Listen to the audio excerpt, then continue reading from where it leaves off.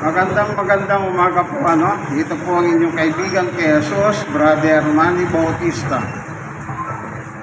Minsan pa ang salita ng Diyos ay akin pong ibabahagi sa inyo. Nandito po tayo sa Manuel Roas Market, dito po sa Barangay 100, Zone 8. Ano po? Zone 8, District 1, Tondo, Manila. Ano po? Ayan. Dahan-dahan, nakikita nyo po yung nasa likod ko, yan po ang palengke. Ngayon, itong ginagamit kong Biblia, Magandang Balita Biblia, galing po sa mga preso ng Manila City Jail na binigay sa akin nung isang presong bata na involved sa droga ng Makalaya. Na po, Panginoon Diyos, samahan mo po kami sa aming pagbubulay ng iyong salita sa umagang ito, sa tanghaling ito, sa hapon na ito, upang ang mga tao po makapaginig ng iyong pagkain ibinibigay. Ang tawag po ni Jesus, pagkain ng kaluluwa. Samahan mo po kami, buksan mo ang puso ng bawat isa upang makinabang po kaming lahat sa iyong salita. Kasi buhay po kami. Ang sabi ng iyong anak na si Jesus, ang tao hindi lang nabubuhay sa pagkain araw-araw, kundi mabuhay yan sa salita ng Diyos. Salamat po, Diyos, sa ngalan ni Jesus. Amen. Ang mga patay, kasi may nagsasabi po, ang mga patay daw, meron na po daw nasa langit. Hindi ko alam anong naging batayan nila. Ang sabi nila, yun daw mga santo na nabuhay na maka-Diyos nung araw, sila raw ngayon ay nasa langit. Gumagalaw. Kaya dinadalanginan sila. Yung mga tinatawag na santo at santa. Pero sa reality, kung Biblia ang ating pagbabatayan, wala pa pong umakyat na tao sa langit. Ganito po ang ating mababasa. Ang sabi ng ating Panginoong Yesus sa 1:13, basahin po natin. Ito po hinano ko lang po yung Bible. Ito.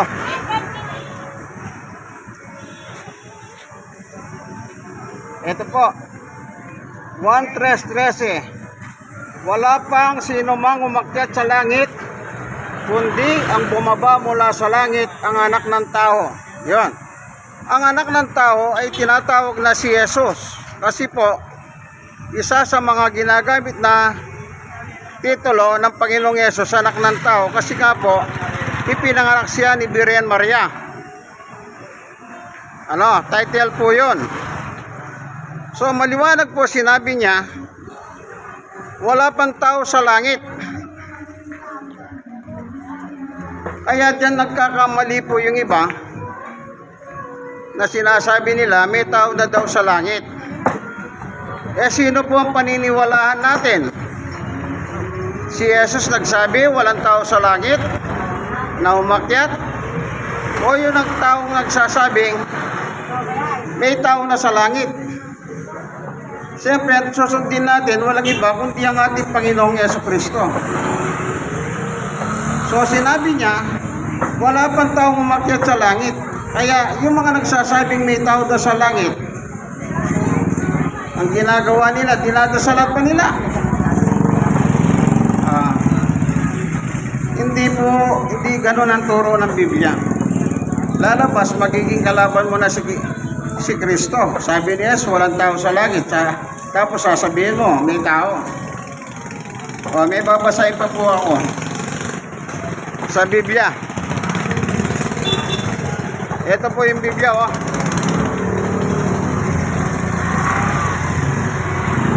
Ayan. Tingnan ko lang po, ano.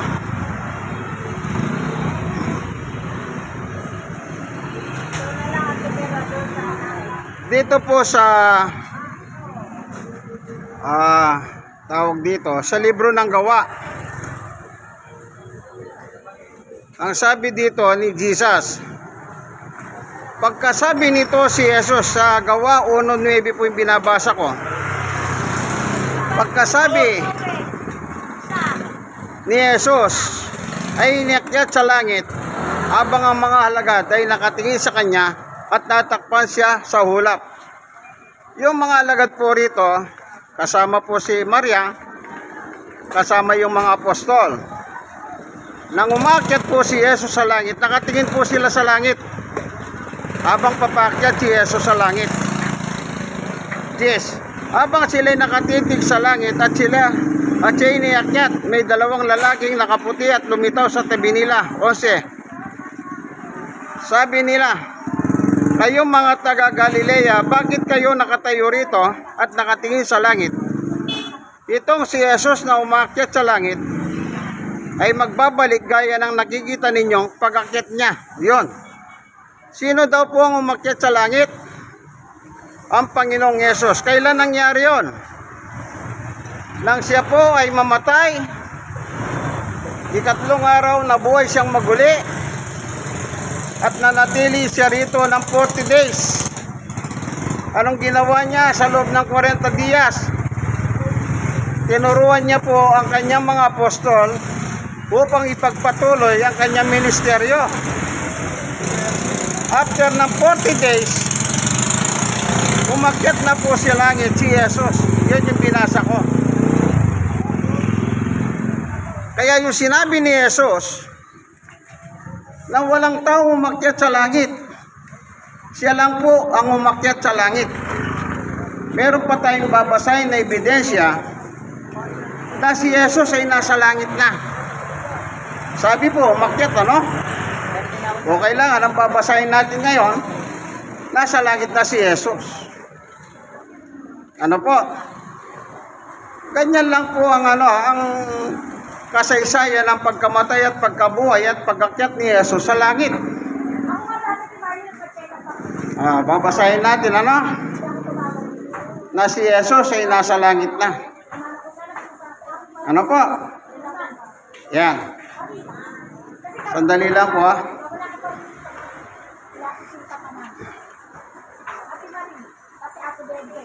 Pinubuklat ko po yung Bible para hindi po tayo magkamali.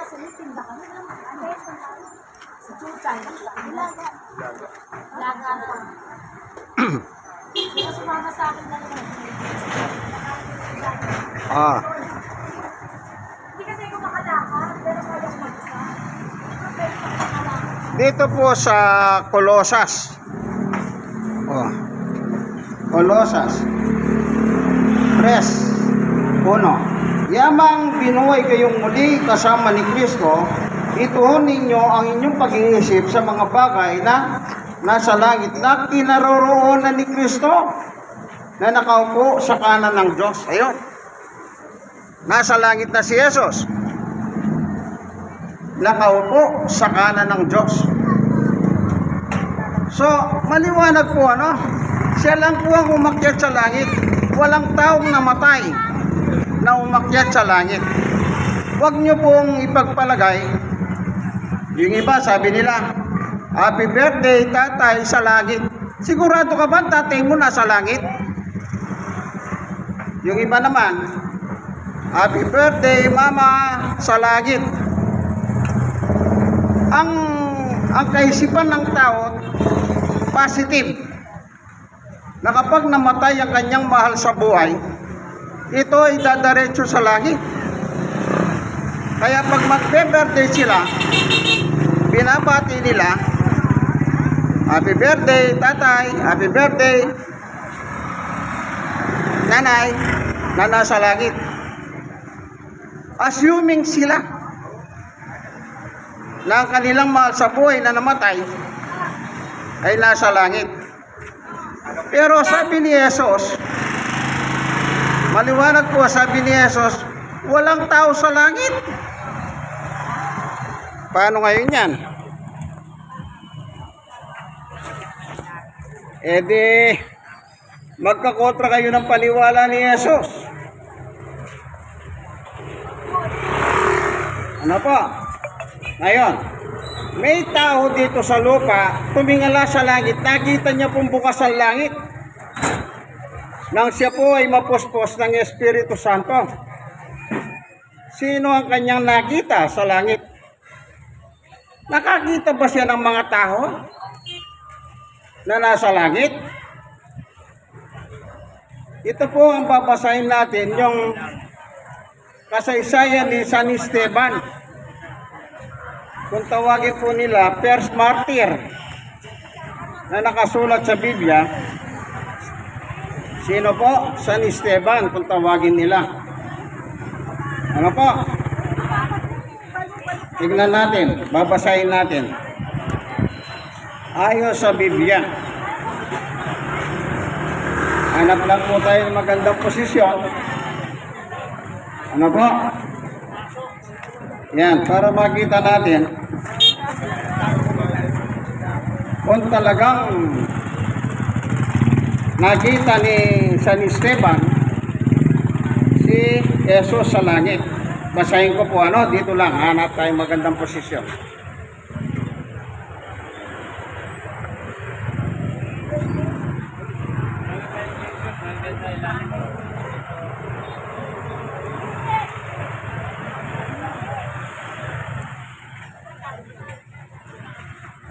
Ito po sa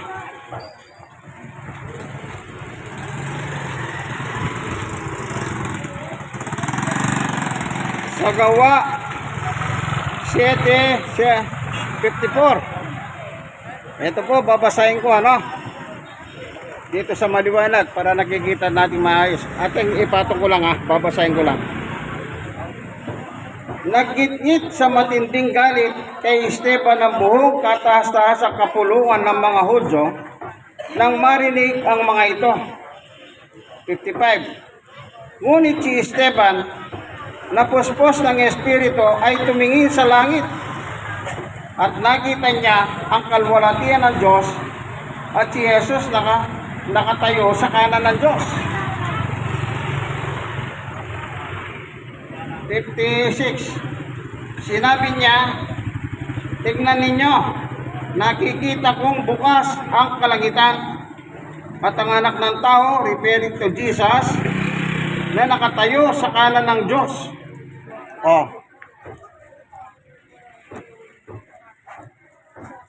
Thank you po. Maliwanag po, nang mapuspos ng Espiritu si Esteban, tumingala sa langit at nakita niyang bukas. At anong nakita niya sa langit? Dalawa lang. Nakita niya po ang Diyos, ang kalwalhatian ng Diyos, at si Jesus na nakatayo sa kanan. Wala pong tao sa langit. Kaya nagkakamali po yung nagsasabi na may mga tao daw sa langit daw. Ewan ko saan nila napulot yun. Ano po? Kung minsan ang mga leader ng reliyon, ito po yung founder ng maling turo. Wala pong umakyat sa langit, kundi yung bumaba mula sa langit, walang iba, kundi ang ating Panginoong Jesucristo. Kailangan po kasi siyang sugoy ng Diyos dito sa lupa, kasi po hindi natin matubos yung kasalanan natin sa Diyos. Sabi nga po ni Apostol Pablo, lahat tayong mga tao ay makasalanan sa paningin ng Diyos. Hindi po natin kayang bayaran ang ating kasalanan sa Diyos. Kaya po ang ginawa ng Diyos, pinadala niya si Jesus dito sa mundo. Ano pong layunin? Siya po ang iandog Nung araw kasi ang mga tao, naghahandog po sila ng hayop para mapatawad ang kanilang kasalanan. Pero dumating po ang punto na yung mga tao po nagiging wise. Dati po yung inahandog nilang hayop, yung mga perfect, yung magagandang hayop. Kinalahunan ang inahandog ng mga tao para mapatawad ang kasalanan nila, yung mga hayop na may depekto, bulag, pete, payat. Kaya nung magsimula po magbago ang tao, hindi na po tinanggap ng Diyos ang kanilang mga handog sa kanilang kasalanan. Sino ang pinalit? Sabi ni Jesus, narito po ako, Ama, upang sundin ang kalooban mo. Yung tinatawag nilang kordero ng Diyos na naghahalis ng kasalanan ng sanlibutan. Sino po yun? Ang ating Panginoong Jesucristo. Siya po ang ipinalit. Siya po ang inihandog sa ibabaw ng krus. Para yung kasalanan ng tao na hindi po niya bayaran sa Diyos, ginawa po ni Jesus. Siya po ang nagdusa, naghirap hanggang mamatay sa krus para matubos ang kasalanan ng mga tao. Basahin po natin, Si Pedro po ang ating babasay na verse and chapter. Hanap lang po tayong magandang lugar. Hello, good morning. Nasa Barangay 100, Zone 8, District 1, Tondo, Manila. Dito, meron pong magandang lugar dito. Para mabitawan natin yung nakabasa tayo.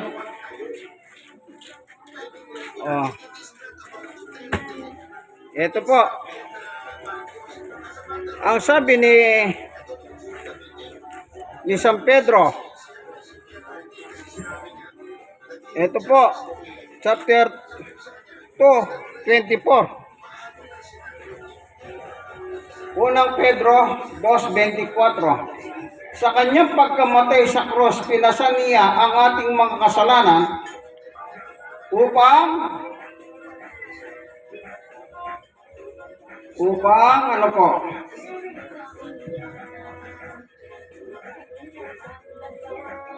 tayo mamatay na sa kasalanan at mamuhay ng ayon sa kalooban ng Diyos sa pamamagitan ng kanyang mga sugat, kayo'y pinagaling. Ayun.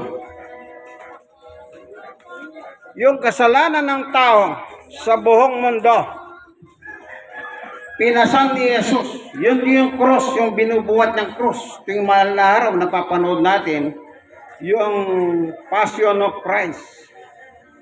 Yung kanyang paghihirap, pagbuhat sa cross, yun ang kasalanan natin. Lahat tayo makasalanan. Nabuhay tayo sa kasalanan. Kaya hindi natin matubos ang ating kasalanan. Ang ginawa ng Diyos, pinadala si Jesus dito sa mundo upang siya naman ang ihandog. Kasi po, ayaw na ng Diyos ang ihandog ng mga hayop, ng mga tao. Saan ka ba nakakita? Inahandugan mo ang Diyos, pilay na baboy, bulag na baboy. Ikaw kaya, andugan ka ng pilay na baboy, matutuwa ka kaya, kaibigan? Hindi ka matutuwa. Ganon din po ang Diyos. Basahin po natin yon. Yung sinasabi kong, hindi na po tinanggap ng Diyos ang mga hain at tandog ng mga hayop para matubos ang kanilang kasalanan.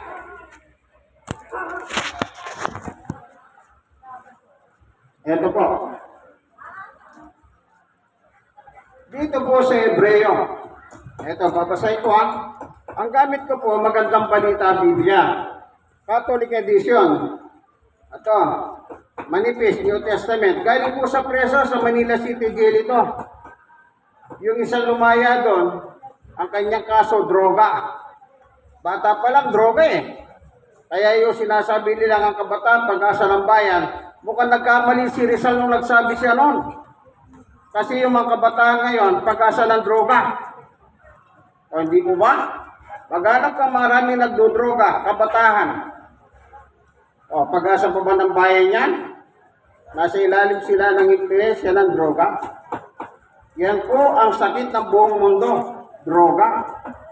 Ba't kaya hindi na lang nila gawing legal? Nang hindi nila sila mamroblema sa kakahuli.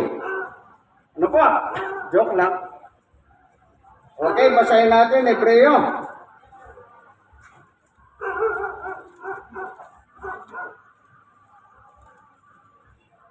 Basahin natin. Ito. Sa Hebreo 10:5-6. Dahil diyan, nang si Kristo ay naparito sa daigdig, sinabi niya sa Diyos. Kita niyo po, naparito sa daigdig. Ibig sabihin, ang ating Panginoong Yesus ay hindi po taga-daigdig. Taga-langit siya. Kaya yung mga nagsasabing si Jesus ay hindi Diyos, mga kulto kayo. Taga-langit si Jesus, kaya Diyos siya. Anak siya ng Diyos na buhay. Mateo 16 at 18. Basahin po natin itong Hebreo. Tuloy. Dahil diyan nang si Kristo inaparito sa daigdig, sinabi niya sa Diyos, ang mga panghalay, pati mga handog at mga hayop na handang sunugin, hindi mo ibig sa dambana dalhin. Hindi mo kinalugdan ang mga handog na sinusunog at ang mga handog upang pawiin ng kasalanan. Kaya tinihanda mo ang aking katawan upang maging handog. Kaya sinabi ko, ako'y narito ho Diyos, upang sundin ang iyong kalooban ayon sa sinasabi ng kasulatan. Yun po yung sinasabi ko. Yung tao noon naging wise. Pag magandog sila para mapatawad ang kasalanan nila, mga magagandang hayop, yung mga panganay. Nagsawa po sila. Ang inandog nila, yung mga may depektong hayop. Kaya ngayon, hindi na po gusto ng Diyos yun. Paano tayo mapapatawad ng ating kasalanan kung ganon? So, ang Diyos din po ang nagdusa. Bakit? Ibinigay si Jesus upang siya magdusa sa ibabaw ng krus.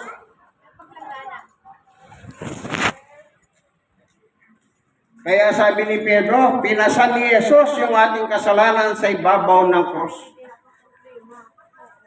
Ngayon, anong dapat ipalit? Ang sabi ni Pedro, dapat kayong mabuhay ayon sa kalooban ng Diyos. O ang tanong, kaibigan, nabubuhay ka na ba sa kalooban ng Diyos? O hindi pa? Ay, simulan mo nang mabuhay sa kalooban ng Diyos. Naalala niyo po yung Lord's Prayer? Ama namin, nasa langit ka, sundin ang loob mo. Sundin ang loob mo. Dito sa lupa hanggang sa langit. Kaya dapat po ang lahat ng tao sumusunod sa kalooban ng Diyos. Pero yung ibang tao po sumusunod kay demonyo. Maritos, sa demonyo yan. Baka hindi nyo alam. Bato-bato sa langit, ang tamaan ay kayumayan.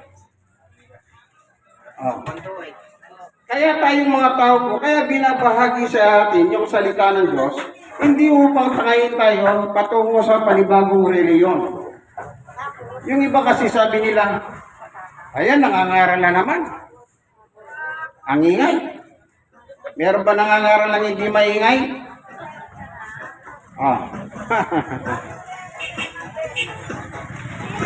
Pag may nag-aaway, di po ba maingay? Wala ka naman mapapala sa maingay na nag-aaway, di ba? Ang maririnig mo, puro mura. Di maganda na lang, makinig kayo ng pangangaral. Yun po ang importante sa buhay ng tao. Kaya po nangangaral tayo about Jesus. Kasi po si Jesus ay Diyos, anak ng Diyos na buhay. Amen. Hindi siya maliit na Diyos. Kapantay siya ng Diyos, kagaya ng kanyang ama. Tagalangit silang pareho. Yung iba po, ang tawag nila kay Jesus, maliit na Diyos. Siguro yung Santo Niño sinasabi nila. Pag malaking Diyos, siguro yung Nazareno. Wala pong maliit na Diyos, walang malaking Diyos. Kaya yung may nagtuturong ganyan, layasan nyo yan. Hindi po nakakabuti yan. Purihin ng Panginoon. So maliwanag po ano? Wala pong tao sa langit. Binasa po natin lahat ng ebidensya. Si Jesus lang at ang Diyos ang nakita ni Esteban sa langit. Bakit nakita ni Esteban yan? Napuspos yan ng banal na Espiritu. Amen. Kaya tatandaan po natin, ang buhay natin dito sa lupa, hanggat nabubuhay tayo, Mateo 4:4, hindi po pera. Kung minsan marami kang pera, papatayin ka o dating ka eh. Diba? Anong sabi sa Biblia? Pera, ugat ng kasalanan. O gusto mo ba magkapera? Maging mayabang pag may pera ka. Kung minsan po, pera nagpapagalaw sa tao. Ano? Ayan, nangangatira po sila. Kaya kung hindi nyo pa po sinusuko ang inyong buhay sa Panginoong Yesus, simulan nyo ng isuko.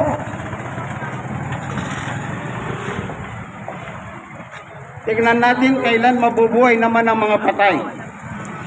Kasi sinasabi nila may tao na sa langit na mga buhay, nagsasalita, gumagalaw. Kailan mabubuhay ang mga taong patay? Yan ang ating babasahin sa Biblia. Maganda po yung nagbabasa tayo. Meron tayong ebidensya. Ito po, ikakasa ko lang po yung Biblia.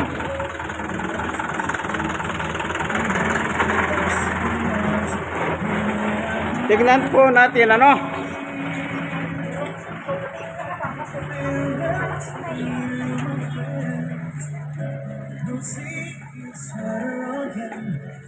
Ito po. Sa sulat po ni Juan 5. Simulan po natin sa 24. Ano po nakalagay?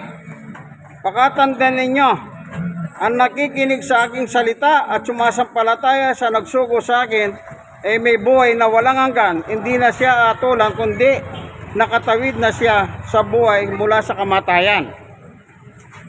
Sa 25, pakatandaan ninyo, darating ang oras at ngayon na nga na maririnig ng mga patay ang tinig ng anak ng Diyos at ang sino mang makinig sa kanya ay mabubuhay. 26, sa verse 26,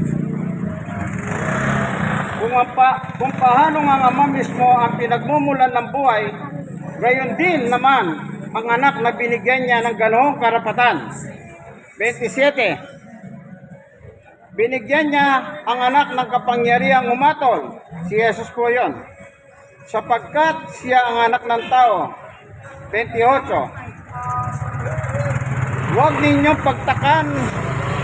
huwag ninyong itong pagtakan, sapagkat darating ang oras na maririnig ng mga patay ang kanyang tinig. 29, at sila'y babangon. Lahat ng gumawa ng kabutihan ay babangon patungo sa buhay na walang hanggan. At lahat ng gumawa ng kasamahan ay babangon patungo sa kaparusahan. So maliwanag ano? May babangon na patay. Kailan? Pagbabalik ni Jesus. Aatulan niya yung nasa libingan. Kahit gaano ka katagal na nakalibing kaibigan, babangon at babangon ka kung saan ka nalibing. Halimbawa, na-landslide ka, bundok, at hindi na natagpuan ang iyong kalansay, doon magmumula yung pagbangon mo. Yun naman namatay sa dagat, babangon mula sa dagat. Ano po? Kaya wala pang pumakong napatay. Kasi po, hindi pa bumalik si Jesus. Ano? Pagbalik ni Jesus, huwag kayong magtaka, sabi niya, lahat ng patay, maririnig ang tinig ni Jesus. Pero sa ngayon, kahit kamag-anak mo yung patay, kausapin mo, hindi ka na niya maririnig. Kasi ikaw yan eh. Hindi naman ikaw si Jesus. Pero pagbalik ni Jesus dito, yung tinig ni Jesus maririnig ng mga patay. Kahit na 1,000 taon ka na nakalibing sa lupa, maririnig mo si Jesus. Yun ang sabi. 1:5:24 hanggang 29, yung binasa ko. Sabi niya, eto, yung sa verse 29.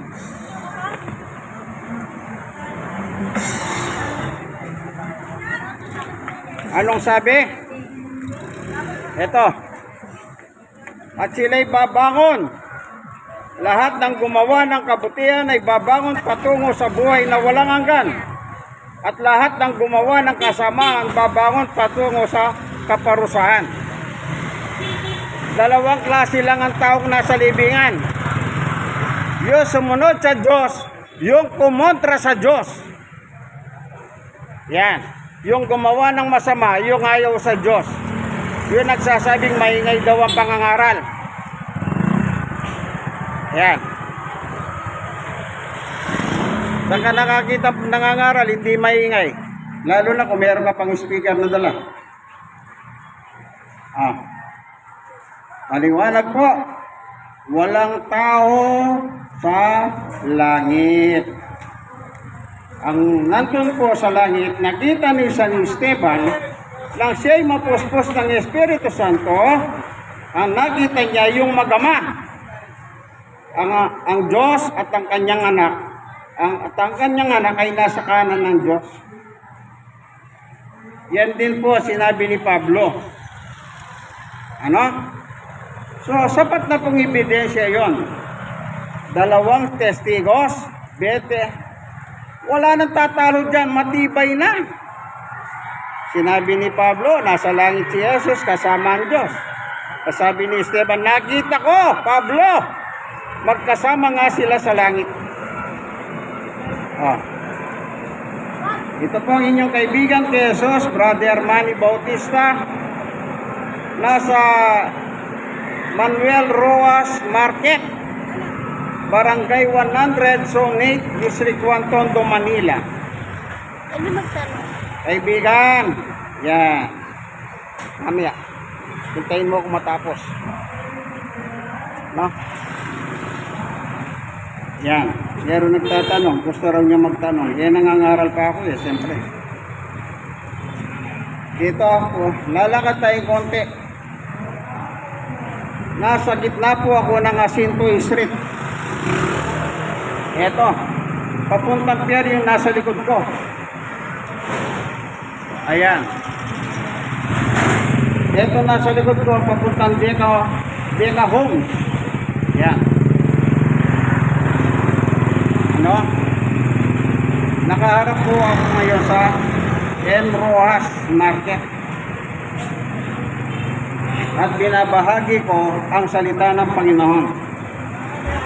Ang katotohanan na nakasulat sa Biblia. Wala pong tao sa langit. Tandaan nyo, wala. Kapag ipinilit nyong may tao sa langit, nagkakamali na po kayo. Kinakalaban nyo na po ang Panginoong Jesucristo. Ano? Maliwanag po sa Biblia, babangon pa lang ang mga patay pagdating ni Jesus. Hindi pa po dumarating si Jesus kaya wala pong bumangon na patay. Opo, maniwala po kayo sa sulat sa Biblia. Ito po yung totoo. Huwag kayong maniwala sa mga sabi-sabi ng iba't ibang mga reliyon na nagmamagaling. Pero ang totoo, sabi ni Pablo, mga angal sila. Panghuling talata ang babasahin ko. yung mga nagmamarunong.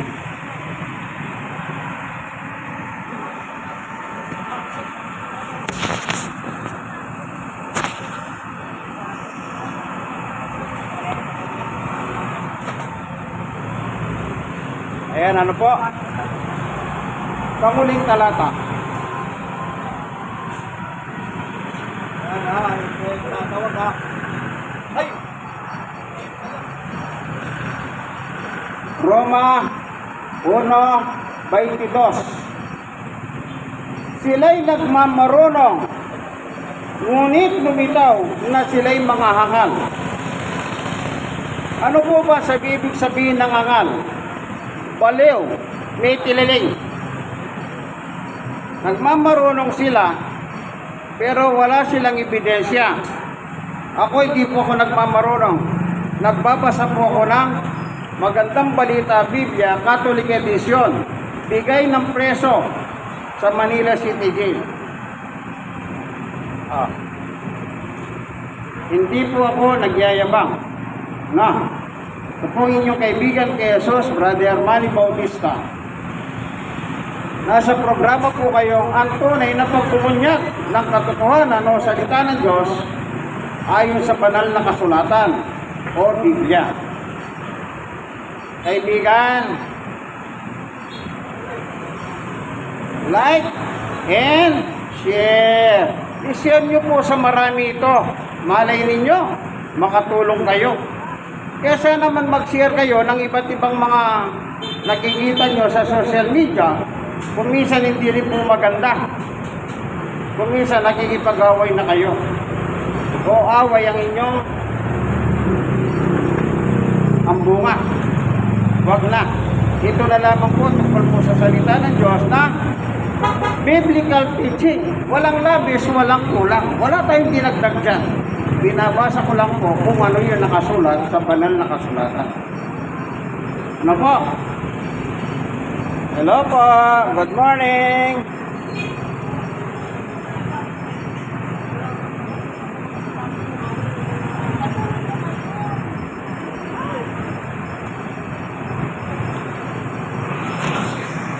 Ayan ano? Minsan pa.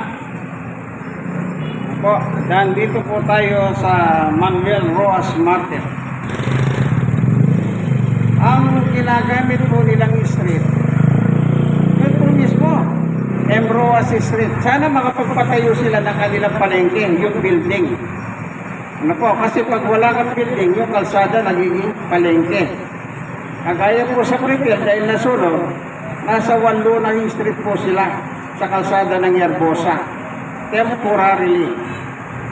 Kasi ginagawa na po sila ng bagong palengke. Sana dito din makakuha sila ng pagkakataon na makapagpatayo ng sariling palengke. Yan lawak-lawak po ng Apilan o Aroma, pwede silang magtayo ng palengke dyan. Ng isang malaking building. Para doon na lang lahat dadayuan ng mga tao. Okay, hanggang dito na lamang po ang aking munting video, kaibigan. Like and share. God bless us all. Bye-bye.